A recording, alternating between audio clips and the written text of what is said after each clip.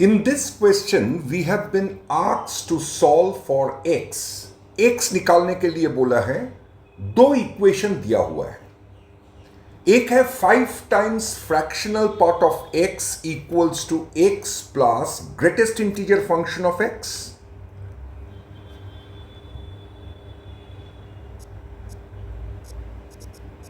This is my first equation. और जो दूसरा इक्वेशन दिया हुआ है वो है greatest integer function of x minus the fractional part of x is equals to half. और ये जो ब्रैकेट्स है, ये ब्रैकेट स्पेशल फंक्शन रिप्रेजेंट कर रहे हैं. यहां पर देखो क्वेश्चन में सीधा सीधा लिखा हुआ है कि this is the fractional part function and this is the greatest integer function. So don't treat those brackets as your normal brackets. So क्या करें, इसको मुझे सॉल्व करना है, मतलब x का वैल्यू निकालना है. तुम लोग करो क्या, ये वीडियो को यहां पर पॉज करो और एक बार खुद से ये सम ट्राई करो. नहीं होगा फिर आ जाओ यहां पर, फिर वीडियो को ऑन करो और देखो इसका सॉल्यूशन. देखो मेरा जो फर्स्ट स्टेप होगा वो है कि you have to find a relationship between fractional part of x and box x. मतलब इक्वेशन में कहीं पर अगर देखो एक्स दिया हुआ है, सो उस एक्स को तुम कन्वर्ट करो इन terms of greatest integer function x and fractional part of function x. मुझे पता है कि x is nothing but box of x plus fractional part of x. अभी मेरा जो पहला इक्वेशन है, इसको इस x को हम लोग रिप्लेस कर देंगे वही से fractional part of x plus greatest integer function x. सो मेरा जो इक्वेशन फॉर्म ले रहा है वो है 4 of fractional part of x equals to 2 times box x. ठीक है. अभी यहां से हम लोग लिख सकते हैं मेरा बॉक्स एक्स क्या है, it is 2 times fractional part of x. अभी इस रिलेशन को लेके हम लोग सेकेंड इक्वेशन में पुट करेंगे, बिकॉज मुझे निकालना क्या है, मुझे निकालना है एक्स का वैल्यू. और एक्स का वैल्यू अगर चाहिए तो मुझे greatest integer function of x चाहिए, at the same time fractional part of x चाहिए, right? Okay, so box x is 2 times fractional part of x. इसको तुम इस इक्वेशन में पुट करो, देखते हैं क्या आते हैं. 2 times fractional part of x minus fractional part of x is half. Yes or no? So अभी 2 times fractional part of x minus fractional part of x will give us only fractional part of x. मतलब यहां से मुझे directly मिल गया कि मेरा fractional part of x जो है, मतलब जो x मेरा नंबर है, उस रियल नंबर का फ्रैक्शनल पार्ट क्या होगा, इट्स हाफ और 0.5. क्लियर हुआ? अभी फ्रैक्शनल पार्ट निकल गया. अभी मुझे चाहिए क्या, मुझे ग्रेटेस्ट इंटीजर पार्ट वाला फंक्शन चाहिए. मतलब x का जो इंटीग्रल पार्ट है वो क्या है मुझे निकालना है. वो हम निकालेंगे कैसे, that I will get from this equation. कैसे, फ्रैक्शनल पार्ट ऑफ x तुम अगर पुट कर दोगे तो तुम्हारा बॉक्स x कितना आएगा, 2 टाइम्स 1/2. सो ये 2 कट जाएगा. सो मेरा बॉक्स एक्स कितना आएगा, that is the integral part of x क्या आएगा, इट इज नथिंग बट 1. हो गया, बॉक्स एक्स निकल गया, फ्रैक्शनल पार्ट ऑफ एक्स निकल गया, मतलब मेरा एक्स निकल गया. क्यों, मेरा एक्स क्या होता है, box x plus fractional part of x. अभी बॉक्स एक्स का प्लेस में तुम लिखो 1 और फ्रैक्शनल पार्ट ऑफ एक्स का प्लेस में लिखो तुम half. So it is coming to 3/2 or 1.5, whichever way you want, you can represent. Right? मतलब मेरा x का वैल्यू क्या आया? 3/2। सो ये सब हमने क्या किया? क्या स्टेप मुझे याद रखना है? जो स्टेप मुझे याद रखना है, नंबर 1, अगर कहीं पर वहां पर तुम देखो इक्वेशन जो दिया हुआ है उसमें x है, उस x को तुम कन्वर्ट कर लो in terms of integral part और the greatest integer part of x and the fractional part of x. By means of this formula, we know that any x is always written as box x plus fractional part of x. Is it clear? अभी अगर दोनों equation दिया हुआ है तो वहां से तुम्हारा मेन टेंडेंसी होगा to find out the fractional part of x as well as your greatest integer part function of x. So integral part of x निकल गया, फ्रैक्शनल पार्ट ऑफ x निकल गया, उसको तुम इस इक्वेशन में पुट करके x का वैल्यू निकाल दो. That exactly what they want in this question. Is it clear? Okay, let us move for another problem. See this sum. यहां पर बोला है find the number of solutions of the following inequality. और inequality में दिया क्या हुआ है? 2 to the power 1 by sin square x2 into 3 to the power 1 by sin square x3, 4 to the power 1 by sin square x to the power 4, and this thing goes on till n to the power 1 by sin square xn. And this is less than equals to n factorial. अगर ये है तो कितना number of solutions are possible? That is the question. कितना number of solutions मतलब तुम्हारा जो x2 x3 x4 करते करते xn तक जो वेरिएबल्स है, ये कितना पेयर्स में वैल्यू ले सकता है? Are you getting the point? x2 x3 x4 xn ये कितना वेज से टोटल वैल्यूज ले सकता है? And that will be the solution for this equation, I am sorry, in equation. So करे कैसे? Again pause the video and try this sum by your own. नहीं होगा वापस चले आओ वीडियो में. देखो बच्चों, यहां पर दिया हुआ है मेरा xi जो है वो क्या हो रहा है? वो लाई कर रहे 0 से 2 पाई के अंदर. 0 से 2 पाई के अंदर i क्या है?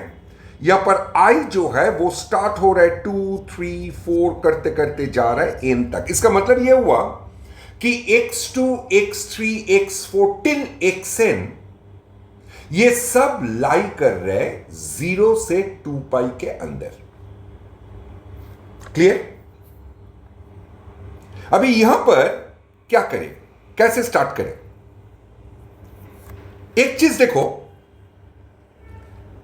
मेरा जो साइन स्क्वायर xi है, अगर xi लाई कर रहे मतलब i can be anything, that is x2 x3 x4 all those values they are lying between 0 and 2 पाई.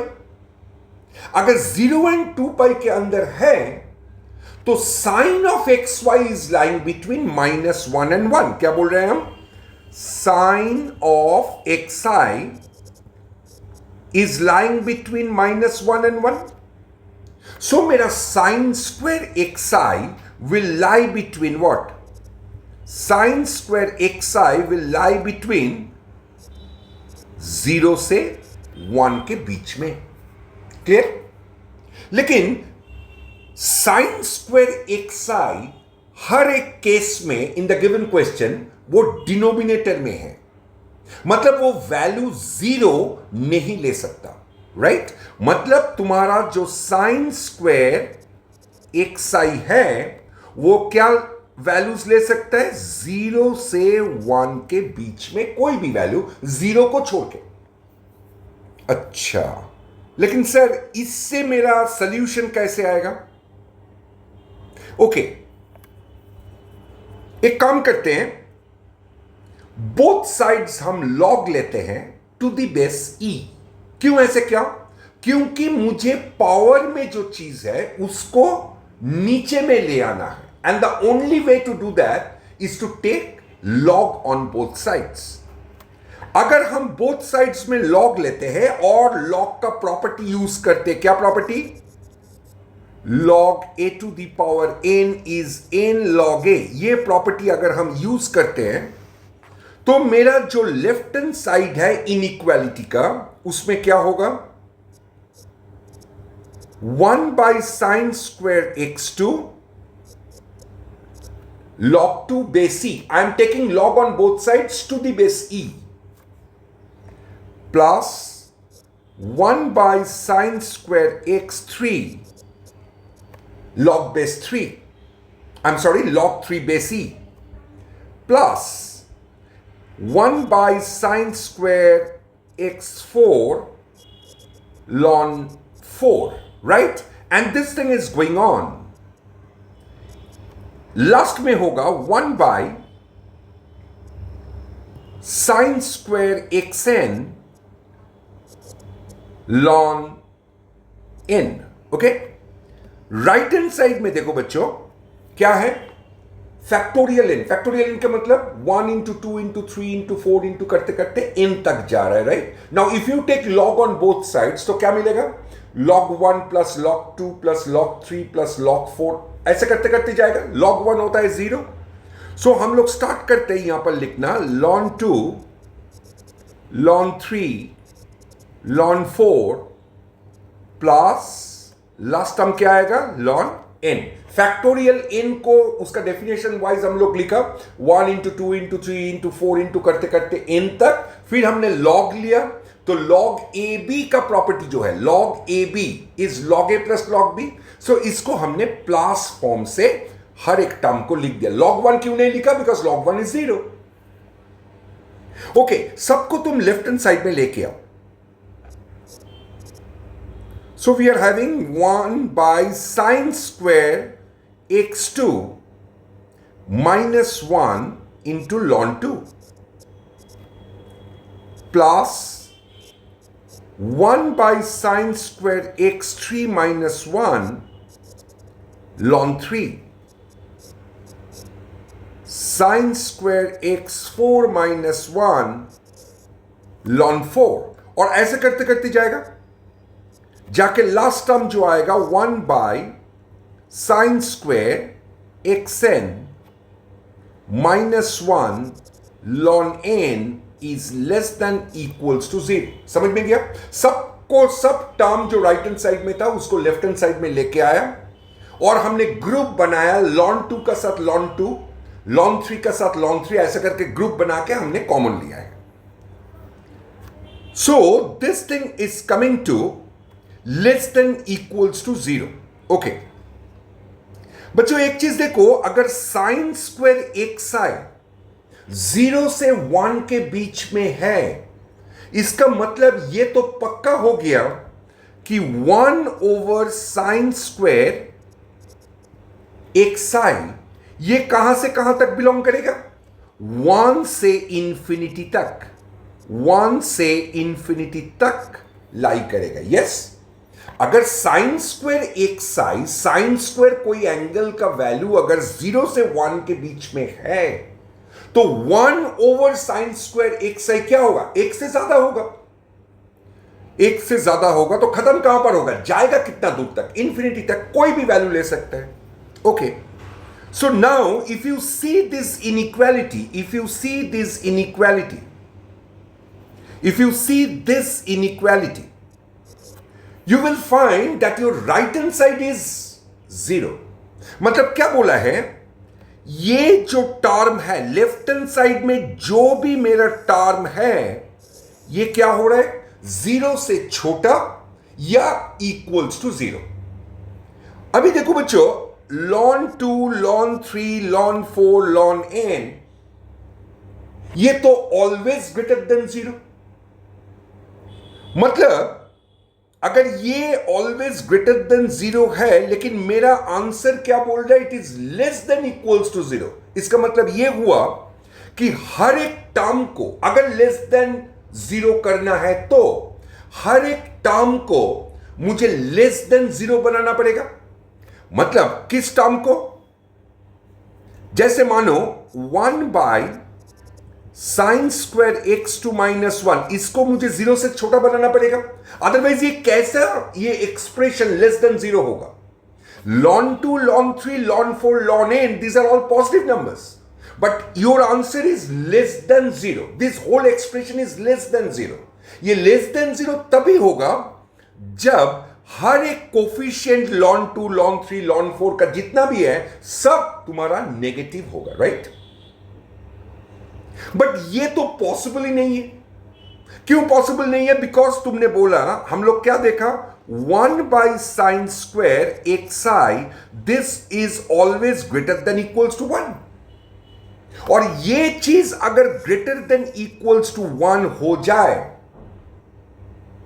मतलब एक चीज तो पक्का है कि ये एक्सप्रेशन कभी भी नेगेटिव नहीं हो सकता, कभी भी नेगेटिव हो नहीं सकता। तो कम से कम इसका वैल्यू क्या हो सकता है? इसका value is always greater then 0। और अगर ये सब का वैल्यू, इसका वैल्यू अगर सब ग्रेटर देन 0 हो गया, तो ये तो जिंदगी में कभी लेस देन 0 नहीं होगा। तो लेस देन 0 होने के लिए मुझे ये जो टर्म्स है, ये टर्म को लेस देन 0 होना पड़ेगा, कम से कम एक को तो होना ही पड़ेगा, राइट? लेकिन ये कभी भी 0 से नीचे होगा नहीं। क्यों? Because 1 by sine square x i is always greater than equals to 1। So इसका जो इस टोटल एक्सप्रेशन का जो मिनिमम वैल्यू हो सकता है वो है 0, वो है 0। अच्छा, मतलब अगर हम हर एक टर्म को इक्वल्स टू 0 ले लेते हैं, तब क्या यह पॉसिबल है? हर एक टर्म को अगर हम 0 ले लेते हैं, तब यह पॉसिबल है क्या? चेक करो। हां जी, पॉसिबल है। वाई पॉसिबल है? बिकॉज मेरा जो कंडीशन दिया हुआ है वो कंडीशन क्या है? Less than equals to 0। Less than 0 नहीं हो रहा है, ये तो पता चल गया। चलिए, एक ही ऑप्शन मेरा पास बचा है कि ये पूरा एक्सप्रेशन को 0 बना दे। और 0 बनाने के लिए ln 2, ln 3, ln 4, ln n, ये तो कभी 0 नहीं होगा। सो 0 होने का एक ही तरीका है, ये जो इसका कोफिशिएंट्स है, ऑल दिस ln का जो कोफिशिएंट्स है, ये खुद ब खुद 0 बन जाए। और ये बिल्कुल 0 बन रहा है according to in the given region. Okay, तो इन लोगों को सबको एक होना पड़ेगा। मतलब 1 by sine square x i, it has to be equals to 1 to make that expression equals to 0। Okay, इसका मतलब मुझे हुआ क्या? देखो बच्चों, यहां पर मेरा जो हुआ वो है कि मेरा जो साइन स्क्वायर x2 है, साइन स्क्वायर x3 है, साइन स्क्वायर x4 है, इसको अगर 0 बनाना है तो ये हर एक टर्म को मुझे 1 बनाना पड़ेगा। और बच्चों, जब xi लाई कर रहे, जब xi यहां पर लाई कर रहे, देखो 0 से 2 पाई के अंदर, राइट? 0 से 2 पाई के अंदर, सो साइन स्क्वायर xi लाई कर रहे 0 से 1 के अंदर, करेक्ट? अगर वही है, तब ये x2, x3, x4, xn क्या वैल्यू ले सकता है? Okay, now let me just erase this portion so that we can understand it better. एक मिनट। अभी बच्चों मुझे देखना है कि ये जो एक आ रहा है, 1 आ रहा है, मेरा इस रेंज पे कहां पर ये सबका वैल्यू 1 आ रहा है, राइट? मेरा रेंज क्या है? ऑलवेज रिमेंबर, xi मेरा दिया हुआ है, इट इज लाइंग फ्रॉम 0 से 2 पाई के अंदर। ओके, अभी साइन स्क्वायर x का ग्राफ कैसे बनेगा? साइन स्क्वायर x का ग्राफ बनेगा कैसे? ऐसे बनेगा।